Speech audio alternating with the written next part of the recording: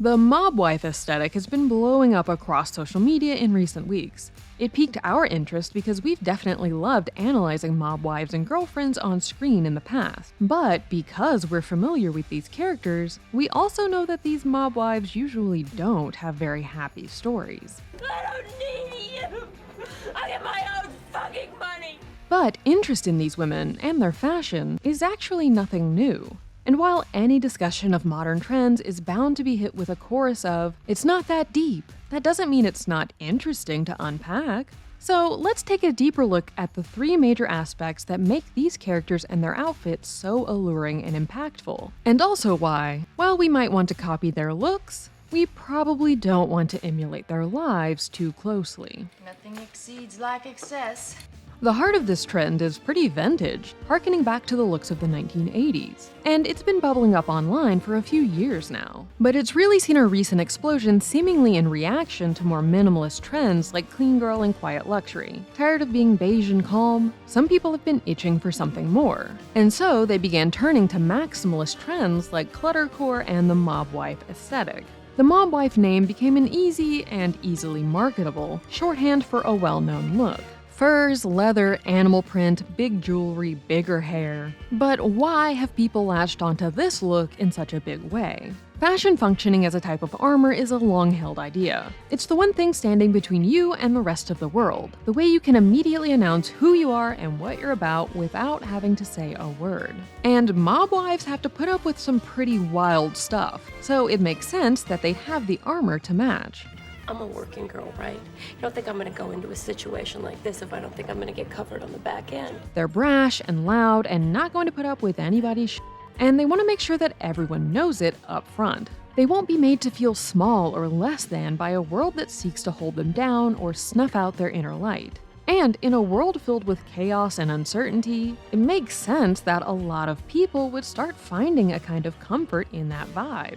Obviously, there is a lot about their stories that isn't something that anyone would want to emulate.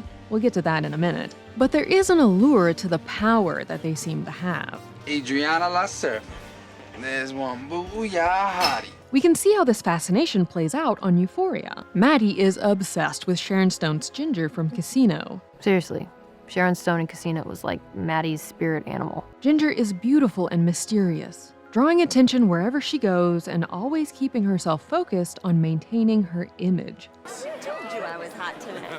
Maddy follows suit, working to put out the image of an always confident badass hottie, no matter how she might feel on the inside. Her outfits and makeup always exude 100% confidence, because she knows that how people perceive you is most of the battle. 90% of life is confidence.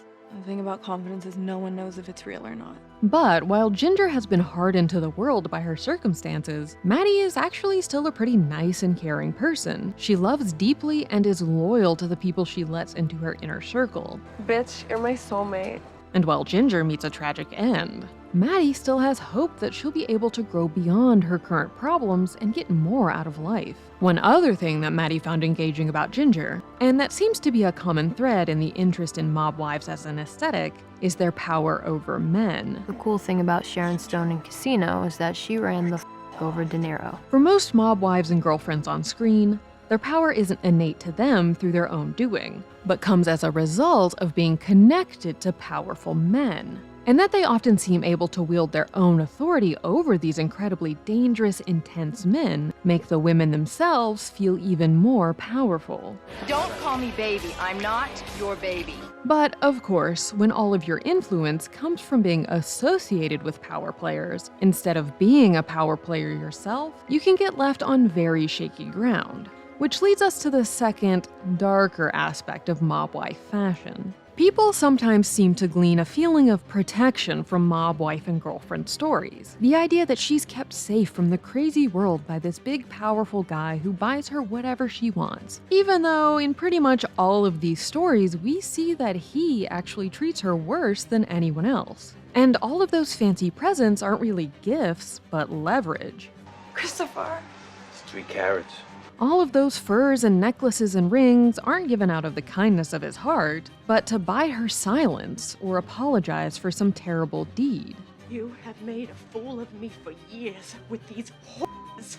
Now it's come into our home. The fur coat in particular has been used again and again as a metaphor for the covering up of transgressions with luxury. I would f***ing kill for that coat. How much do you think it costs? On screen, we see these women suffering mentally and often physically at the hands of these impossibly powerful men and becoming trapped in a cycle that's hard to escape. All of their wealth and influence are tied to him, so if they leave, all of that is gone too. I love my husband, and I love God, but my life is financed by crime. The psychiatrist says it's all blood money. There can be a level of sex appeal to the dangerous mob world, at least at first. These characters often find it intoxicating to be pulled into this darkness, like they're getting in on a delicious secret side of his life that also adds a new sense of electricity to hers. I know there are women like my best friends who would have gotten out of there the minute their boyfriend gave them a gun to hide. But I didn't. I gotta admit the truth. It turned me on. But for these guys, danger and crime isn't just a part of their world, it's their whole life. And so it continues to loom over the relationship even when the wife or girlfriend wants to pretend everything is okay. While the mob wife has to constantly consider her husband's desires and ego, she's always a second thought to him. He hypothetically puts family first, but when push comes to shove, he'll choose what he wants over her every time. And if she's got a problem with it, he'll remind her that she came into his world eyes wide open. The only reason you have anything is because of my fucking sweat, and you know every step of the way exactly how it works. But you walk around that fucking mansion, your $500 shoes and your diamond rings. And the longer she's in this world, the easier it gets to look the other way and allow herself to be placated by the life of luxury provided by the things she's willing to ignore. After a while, it got to be all normal. None of it seemed like crime. While the mob wife's look might be loud aesthetically, it actually functions as a metaphor for how she's meant to be seen, not heard. Mob wives and girlfriends on screen are meant to be beautiful objects, through which the mob guy can signify his own ability and power, whether that means showing off the hottest girl in town, or the most sensible, put-together good wife, or often both. While they get to wield their husband's influence on occasion, these women often don't have a lot of agency in their lives. Their clothes are the one place that they do have some control, and so they make the most of it. One interesting thing about this style now coming into vogue as a symbol of personal power is that for a long time, mob wives and girlfriends were mocked for their gaudy fashions, called tacky and cheap looking even by people in their own circles. They had bad skin and wore too much makeup. I mean, they didn't look very good. And the stuff they wore was thrown together and cheap. A lot of pantsuits and double knits. Becoming the cliche of a mob wife was something that young women sought to avoid because of the connotations of the associated lifestyle and lack of agency. Why don't you just forget about working and be with me? Oh, yeah. And be one of those wives like Carmela Soprano. As Associate Professor of Italian at the Fashion Institute of Technology, Rebecca Bauman told Teen Vogue, whereas at times mobsters have been portrayed as extravagant or gaudy in dress, they make up for it by retaining their authority and wielding power through the threat of violence. Whereas for mob wives, their choice of clothing makes them look more pitiable because they do not have the same kind of social capital that their husbands have. But of course, fashion and its meaning changes with time. The mob wife aesthetic isn't the first style with an originally negative connotation that's been co-opted for a more positive and market-friendly version, and it surely won't be the last. But it does open up an interesting conversation about the power we can create for ourselves through our fashion choices. Fashion is the one place these on-screen mob wives and girlfriends have any real freedom to express themselves. And it can feel like that for a lot of us in the real world sometimes too. So people latching onto this big, showy style that at least exudes power makes a lot of sense. You didn't have to be the prettiest, or the tallest, or the blondest, or the whitest. You just had to have confidence. It is, of course, important to remember that these on-screen depictions aren't real life, and can actually even push some harmful real-life stereotypes. Organized crime is not cute. There are so many people who are no longer with us because of it. Do you get what I'm saying? So then when we go online and we see people celebrating the things associated with these organizations, it is a literal punch in the gut. Do people actually want to be mob wives? Probably not. But with the way things work now, many people feel like they need to put some kind of label on everything. It's one trend in a seemingly endless sea of TikTok trends. But there is something special about it that's really captured people's imaginations.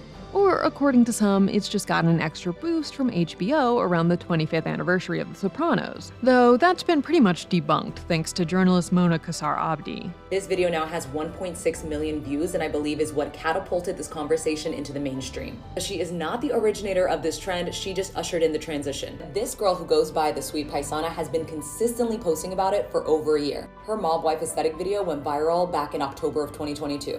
While the seemingly never-ending churn of fashion trends certainly has its problems, both for the environment and our sanity, it does have one benefit: giving people the opportunity to try out lots of different looks and see what works for them. If a big faux fur jacket and gold-rimmed sunglasses help someone find some inner confidence, then great. As long as you just enjoy the look and don't try to live the lifestyle, it's fine to have a little fun.